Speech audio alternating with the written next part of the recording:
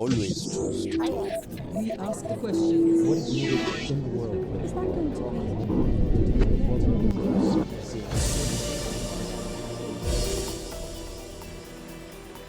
to Ethiopia, Africa's oldest independent country, is one of the West's closest allies in the Horn of Africa. This huge country borders Kenya and South Sudan in the south, Eritrea and Djibouti to the north. Ethiopia is home to around 80 different ethnic groups, many with their own languages and customs. But control of this vast country lies in Addis Ababa, its capital city in the heart of the country. And that is resented by some of Ethiopia's many different peoples. Far to the east of the country lies Ethiopia's Somali region. The people here have Ethiopian nationality, but Somali identity. And many complain that their desperately poor region is starved of resources and is overlooked by the central government. And that has led some to rise up and challenge the government. A movement for self-determination led by the ONLF, the Ogaden National Liberation Force, started in the mid-1980s. They took up arms a decade later. Their attacks led the Ethiopian government to send in the troops and to carry out what many describe as a brutal crackdown on the 4 million or so people who live in this arid region. Thousands of people have died in a struggle that few outsiders are allowed to witness. It's an invisible conflict that's cost lives and livelihoods, and despite several rounds of talks in recent years, has no end in sight. So, after decades of conflict with little or no progress, should the ONLF give up the fight? A question for Abdirahman Mahdi, the ONLF's Foreign Secretary, as he talks to Al Jazeera.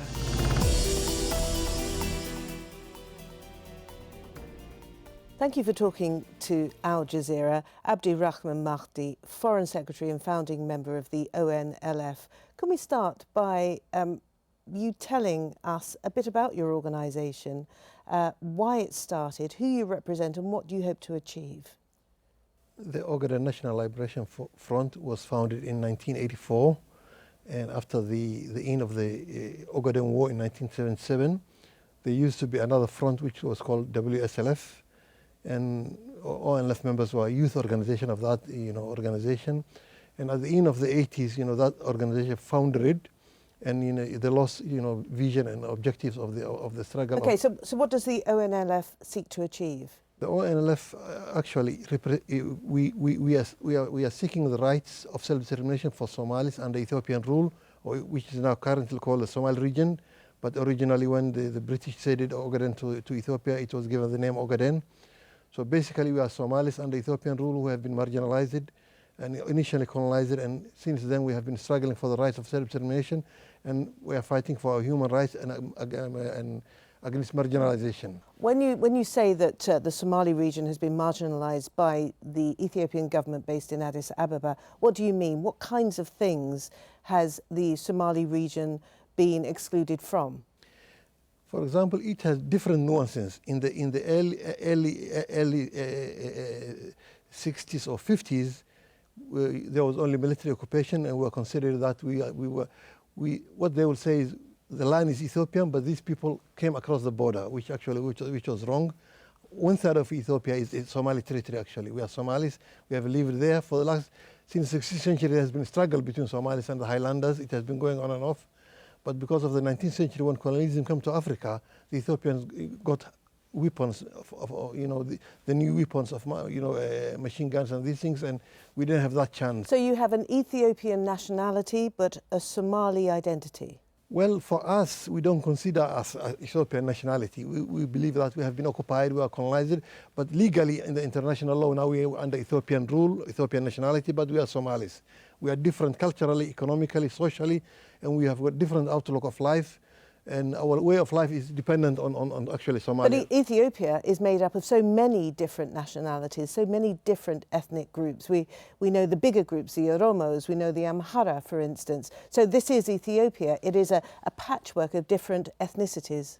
Yeah, in principle, they are patchwork of different ethnicities, but they are ethnic groups that are dominated, marginalized, and have been since history, since the beginning of the 19th century, have actually been practically slaves to a certain cliques of the Ethiopian regime. For example, the Oromos, the Gambelans, the Afars, the Benishanguls, the Sidamas, all of these people who are now, we have formed an alliance, are all oppressed, and we don't seem we are part of that Ethiopian system. It's an elitist system that is controlled by one ethnic group or two ethnic groups that marginalize the rest of the people. So what sort of example, what kind of concrete example can you give us then to illustrate the marginalization of this Somali region? Well, since recently we had only one secondary school after 100 years of Ethiopian occupation. We have got one. We had one hospital. You know, when I was 6 years old, my village was bombed, and I have to go to Somalia to get educated. Our people even today go to Mogadishu or Hargeisa for medical services. We don't have, you know, our women have no maternity services. We don't have, you know, enough schools. We don't have, you know, enough, you know. So, for example, if you look at the rest of Ethiopia, for example, Addis Ababa and beyond, the north of Ethiopia, you can see that per every 100,000 there may be 200 nurses. But for an Ogaden, 200,000 people may have one nurse. So okay, so there is chronic underdevelopment, is what you're saying, in the Somali region. But there have been efforts made by the government in Addis recently, within the most recent years, to rectify this to some degree. There have been more schools, more hospitals provided for the region. No, that is mostly made for propaganda purposes. For example, the Ogaden now is under trade embargo, under aid embargo. The 30% of women have been raped. There are more than 30,000 people under detention, killings, rape. So how can you develop people who are raping that when you rape 30% of the women? You're not developing that people. So the ONLF is essentially seeking secession. It wants an independent state. They want a referendum. You want a referendum to be staged by which you assume that the Somali region would vote to break away? No. That's a misconception that is being propagated by the Ethiopian regime. The Ogaden National Liberation Front is seeking what's already in the Ethiopian constitution, which is every nation has got a right of self-determination, including even leaving the country. So what we are saying is we should be given the right to decide our future, which could be part of, you know, even to have our own real self-administration, genuine self-administration. They elect for us, they are the officers, they bring soldiers who actually, we are under military occupation. They say we have given you federalism, but actually we are just you know, a nominal, like the Russians, you know, Soviet Union during the, you know, those Soviets. And how many of the Somali region actually support the ONLF? This is a region of around about 8 million people. How many people support you? Well, no country in the world supports ONLF. We are supported by our people. We have got a fighting army. We have got offices in 60 countries of the world. We have got a big diaspora. We have got a but how many people in the region? How many people in Somali region support the ONLF? For example, last election we participated in, when they ousted us from power, from the regional government, we had 70% of the votes. So the majority of the Somali people in Ogaden support ONLF. But they are suppressed, they are subdued, and they are afraid, and they are killed. Even outside here in Qatar yesterday, some of our members were saying, please don't take our pictures because we are afraid, you know, our families back will be harassed and support. So because, although there is this lack of fear, but still our people support us 100% because we represent their aspirations for the right to decide their destiny. Okay, so you have engaged in a series of peace talks with the Ethiopian government. There's been dialogue. I think you've had 3 rounds of talks. They haven't yielded anything, have they? What are the chances, what are the prospects of another round of talks, a substantive session of dialogue with you and the Ethiopian government? Well, our principle has always been, you know, if we can get our rights through peaceful means, that is always our preferred means. However, the Ethiopian government for a long time was refusing to sit with us and talk. So in 2012, finally they accepted to have a third-party Kenyan government to mediate between us. And then we came there, we were ready for a principal talk. But from that time onwards, for them it was a tactical maneuver. just decide they are looking for a capitulation, which is not what we have been fighting for the last 100 years. But for us, it's a principal negotiation we have prepared. When you talk about capitulation, I mean, I think what you're referring to is the Ethiopian government's insistence that you accept the framework of the Ethiopian constitution for the talks, and this is something that you're refusing to budge on. Is that right? No, that's not the case. What we said is, under the framework of the Ethiopian constitution, if you are going to get our rights, we want to see what they offer. What does that mean? For example, the Ethiopian constitution in 1994, we were part of the government, we participated. And when the elections come, they just attacked us in our headquarters and threw out and banned us. So this constitution, even today, is not protecting the rights of our people. It's not protecting the rights of the Oromo people. 500 people have been killed just a week ago, since November in Oromia. So this constitution is just a name. For us, it doesn't matter. Our problem between us and the Ethiopian regime is not about constitution. If they apply the constitution as it is and give the people's rights, there will be no conflict at all. So it's not an issue of refusing constitution, of accepting the constitution. It's a question of actually respecting their own laws and constitution and rights. In the mid-90s, you took up arms and started to fight for what you perceive to be your rights. What have you achieved with this conflict that has engulfed many parts of the Somali region? What's been achieved? Well, first of all, it was not our choice. So it was a conflict that was forced on us. For our achievement today, most of the world knows about the Ogaden issue. We advocate through the European Parliament, through the American Congress, through all the regional, the Arab League, African AU, and our cause is now being understood day after day. For the first time, Ethiopia, since the 70s, 60s, used to say this is a border issue between Somalia and Ethiopia, and as a people, we were put under the carpet. Today, the issue of the Ogaden is on the table. It's on international forums. We are moving forward. Our people are getting more aware. Actually, our struggle has forced the Ethiopian government to claim that they are developing the Ogaden now. They are giving token, services there. They resurface what Mussolini have built in the early 35, one road. They are building some, saying they are building universities. So they are showing the world that they are trying to develop the Ogaden. Okay, but let's go back to the arms struggle. Let's talk about some of the atrocities that have been carried out in the region. The people of Somali region have suffered a great deal in recent decades. Human Rights Watch points to you and your organisation and suggests that you have actually been responsible for killing ordinary people, people who may have alleged sympathies for the government in Addis Ababa, teachers, ordinary farmers. That's what they accuse you of. They also accuse you of human rights violations when it comes to the attack on the Chinese oil exploration facility in which 65 Ethiopian labourers were killed, 9 Chinese technicians. These are things that Human Rights Watch, at least, these are allegations that they put on your doorstep. How do you respond to those Well, things? first of all, the Ethiopian government has got a lot of media clout and spin. ONLF is fighting for these people, for our people. We are the sons of those people. So we don't kill our people intentionally. In any armed struggle, there are some casualties, but up to the extent that is being propagated, that's not right. But they say thousands, thousands of people. Absolutely, we have never killed thousands. We have never killed thousands, and it's on record. What we have said is, let the Ethiopian government and Amnesty International, everybody come to the Ogaden and do the investigations, and we are ready to own any mistakes we have made. We are ready to own any mistake we have made, but actually what's happened is the opposite, actually. The teachers who have been killed, if you read, Jeffrey Gettelman, who did a report on the Ogaden, they use the teachers as militias, they force the doctors and nurses to take guns and fight the ONLF, and when they die, they say ONLF has killed them. So that's a special spin that's propagated by ONLF. Sometimes ONLF may kill, for example, a spy who comes and reports on women and then rape it and kill 1 or 2 people, something like that. But it's not our policy, it's not our intention. We are not terrorists, we don't kill our own people.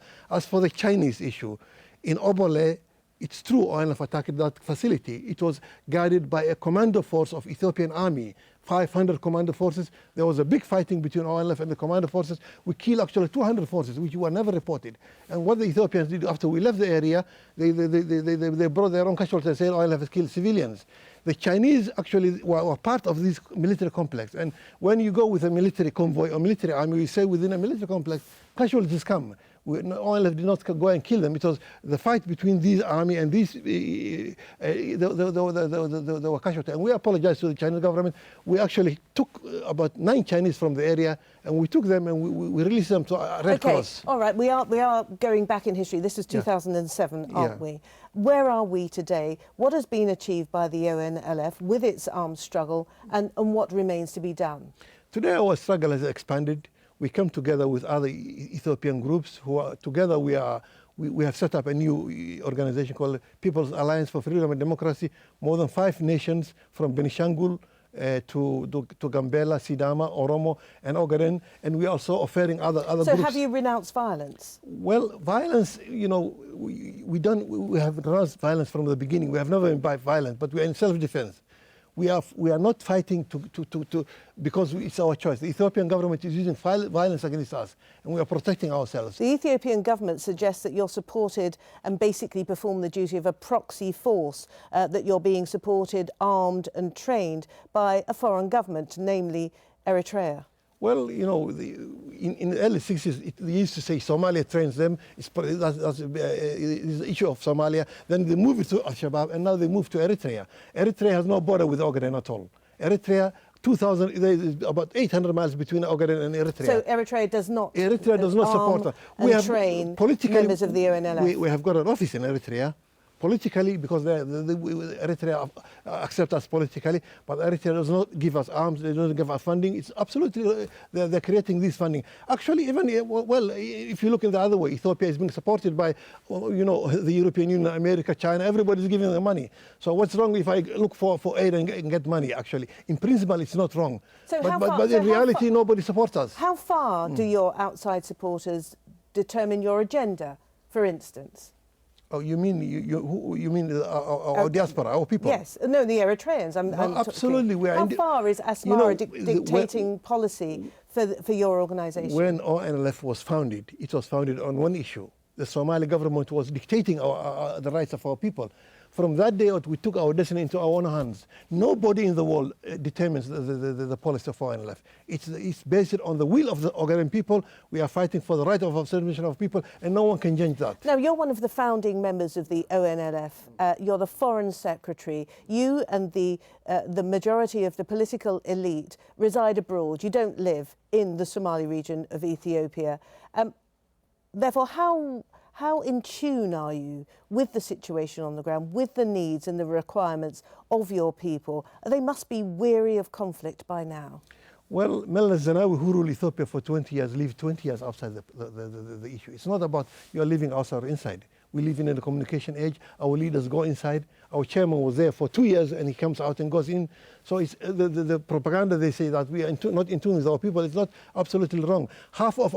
More than 80% of ONLF members are inside the Ogaden. There's a leadership inside the Ogaden. There's our center there, our military commanders, our security, our bureaus of interior and mobilization is inside. So we are not just simply people outside moving around. We are in the Ogaden. So just to be clear then, has the ONLF renounced the use of violence?